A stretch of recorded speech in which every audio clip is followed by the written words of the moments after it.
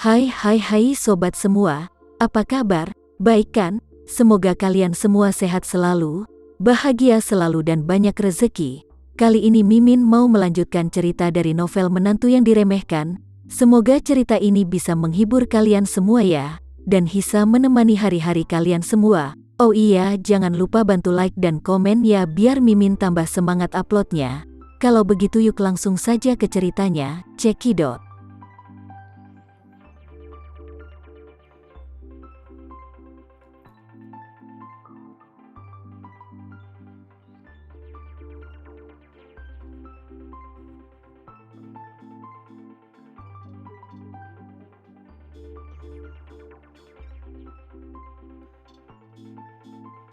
Tuan Libertus mengangguk, tidak berbicara, tetapi memakan semua sup burung di mangkuk.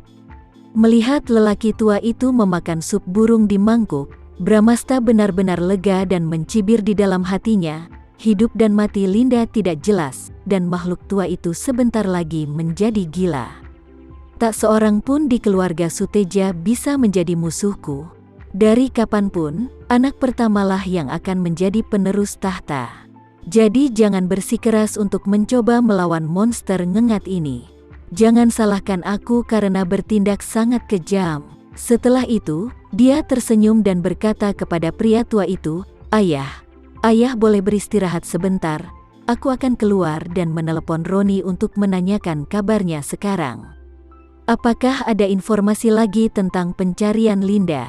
Orang tua itu mengangguk lembut, iya silahkan pergi nak. Bramasta lalu keluar dari kamar lelaki tua itu, tapi dia tidak segera menelepon Roni Suteja, melainkan langsung menemukan salah satu orang kepercayaannya, memanggilnya ke kamarnya, dan berkata dengan serius, mulai sekarang, awasi lelaki tua itu. Kamu harus memberitahu aku semua yang dia lakukan dan apa yang dikatakan kakek tua itu. Apakah kamu mengerti? Pihak lain segera mengangguk, mengerti Tuan. Pada saat ini, Tuan Libertus tua yang terbaring di tempat tidur tiba-tiba merasakan sakit kepala yang sangat sakit, dan seluruh otak sepertinya tiba-tiba dilucuti.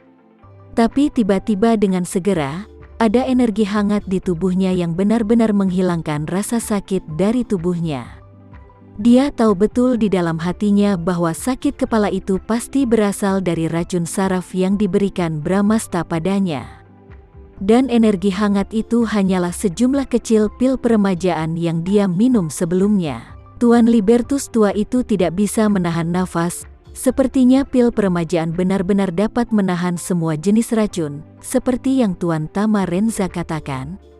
Karena telah lolos dari kerusakan neurotoksin, hal berikutnya yang harus dilakukan adalah berpura-pura menjadi linglung dan gila selama 24 jam. Dia harus memastikan bahwa tidak ada yang mengetahui aktingnya sebelum Tuan Bramasta kembali. Jadi dia memanfaatkan waktu luang yang relatif ini pada akhirnya dan mengeluarkan ponselnya untuk mencari tahu apa saja gejala penyakit Alzheimer. Ia menemukan bahwa penyakit Alzheimer dapat menyebabkan gangguan memori, serta hilangnya kemampuan kognitif, kemampuan bahasa, dan kemampuan visual. Penyakit Alzheimer yang parah tidak hanya kehilangan ingatan yang parah, tetapi juga gejala seperti inkontinensia, tubuh kaku, dan mata cekung. Melihat ini, Tuan Libertit diam-diam berpikir di dalam hatinya, sepertinya jika aku ingin anak pemberontak itu benar-benar percaya bahwa aku telah menjadi penyandang Alzheimer, aku harus menunjukkan gejala demensia yang parah. Hanya dengan cara ini dia bisa benar-benar percaya. Setengah jam berlalu, Bramasta Suteja memperhatikan waktu. Sekarang sudah 1,5 jam sejak ayah meminum obat. Masuk akal bahwa efek obat telah terjadi. Jadi dia berencana pergi ke kamar pria tua itu untuk melihat situasinya. Ketika dia datang ke pintu kamar lelaki tua itu dan menekan bel pintu, tidak ada respon di dalam kamar. Dia sangat gembira. Tetapi di permukaan, dia menekannya lagi tanpa sabar. Kali ini masih belum ada tanggapan. Jadi dia pura-pura panik dan berkata, ayo, cepat bereaksi. Tiba-tiba, beberapa pelayan berlari dan bertanya, Tuan, apa yang terjadi? Bramasta Suteja kemudian berkata, Ayah. Ayah sama sekali tidak menanggapi ketika aku menekan bel pintu kamarnya. Aku takut, jangan dia mungkin mengalami kecelakaan. Kamu harus membantuku membuka pintunya. Ketika beberapa pelayan mendengar ini, mereka tiba-tiba menjadi gugup, dan salah satu dari mereka mengambil inisiatif. Apa? Bagaimana ini? Aku akan mendobrak masuk. Yang lain buru-buru berkata, aku akan membantumu untuk membukanya.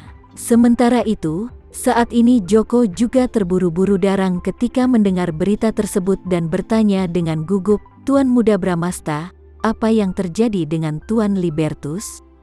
Ada apa dengannya? Bramasta Suteja melihatnya yang tegang dan buru-buru berkata, Joko, syukurlah kamu datang tepat waktu. Ayah ada di kamar dan tidak ada respon sama sekali saat aku menekan bel pintu kamarnya beberapa kali. Aku khawatir dia akan mengalami sesuatu hal yang buruk di dalam. Hati Joko seketika menjadi tegang, dan dia tiba-tiba menyadari bahwa Bramasta Suteja seharusnya sudah memberikan obat kepada lelaki tua itu, dan tiba-tiba dia merasa sedikit marah, sedih, dan khawatir. Dia tidak tahu apakah metode Tama bisa menyelamatkan lelaki tua itu dari bencana. Namun, dia tidak berani menunjukkan keraguan sedikitpun, dan berkata dengan tergesa-gesa, kalau begitu dobrak pintunya hingga terbuka dan kita harus masuk untuk melihatnya. Beberapa pelayan sudah mulai bekerja keras bersama dan berlari ke gerbang. Setelah beberapa kali, gerbang itu baru saja dirobohkan dengan keras. Segera setelah itu, Bramasta Suteja menerobos masuk bersama dengan orang di kiri dan kanannya, wajahnya gugup. Begitu dia masuk, dia langsung pergi ke kamar tidur, berlari, dan berteriak, Ayah! Ayah! Ayah baik-baik saja, Ayah! Dengan itu, dia membuka pintu kamar tidur. Begitu Bramasta Suteja memasuki pintu, dia langsung terpana oleh pemandangan di depannya. Kemudian Joko, yang menyerbu masuk, bersama beberapa pelayan juga ketakutan dengan situasi di depan mereka. Sementara itu, Tuan Libertus tua sedang berdiri di samping tempat tidur dengan ekspresi bingung. Dia hanya mengenakan sepasang celana boxer. Ada beberapa helai kotoran kuning mengalir di sepanjang kedua kaki di pangkal pahanya. Karpet wol buatan tangan yang mahal itu penuh dengan kotorannya dan air seni, dan seluruh ruangan itu dipenuhi dengan bau busuk. Melihat begitu banyak orang tiba-tiba bergegas masuk, Tuan Libertus sangat ketakutan hingga dia menangis. Dia terhuyung-huyung ke balkon dan berteriak, siapa kamu? Apa yang kamu lakukan? Melihat penampilan lelaki tua itu, Bramasta Suteja sangat senang. Pria tua bangka itu benar-benar menjadi pasien Alzheimer.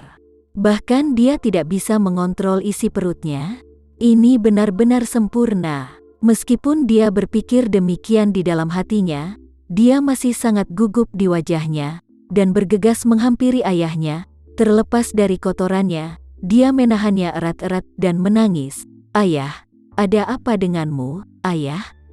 Apa kamu tidak mengenaliku? Aku Bramasta anakmu. Meskipun Tuan Libertus sedang marah saat ini, dia tetap mengagumi putranya. Binatang buas ini benar-benar mampu menekuk dan meregangkan tubuh. Aku sangat kotor tapi dia bisa datang untuk memelukku tanpa ragu-ragu di depan banyak orang, dan dia seperti aktor yang hebat. Sepertinya dia juga karakter nomor 1. Memikirkan hal ini, Tuan Libertus tidak bisa menahan tawa pada dirinya sendiri. Kenapa aku tidak sama dengannya? Untuk membuatnya percaya sepenuhnya bahwa bahkan hal-hal seperti inkontinensia dapat dilakukan. Dibandingkan dengan binatang buas ini, dia lebih mampu berakting dibanding aku. Meskipun dia memiliki perasaan campur aduk di dalam hatinya, drama itu masih harus terus berlanjut. Jadi dia mati-matian mencoba melepaskan diri dari Bramasta, menangis keras, bunuh dia.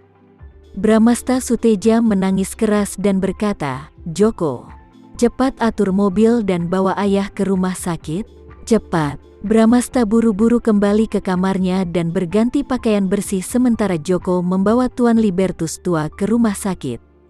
Dalam proses berganti pakaian, dia telah menelepon Roni Suteja dan secara resmi memberitahu Roni Suteja dan memintanya untuk segera kembali ke Jakarta. Roni Suteja telah menunggu kabar tersebut sejak tadi, jadi dia mengatur agar jet pribadinya tersebut segera bersiap untuk lepas landas menuju Jakarta dan dijadwalkan untuk meninggalkan Tokyo besok pagi.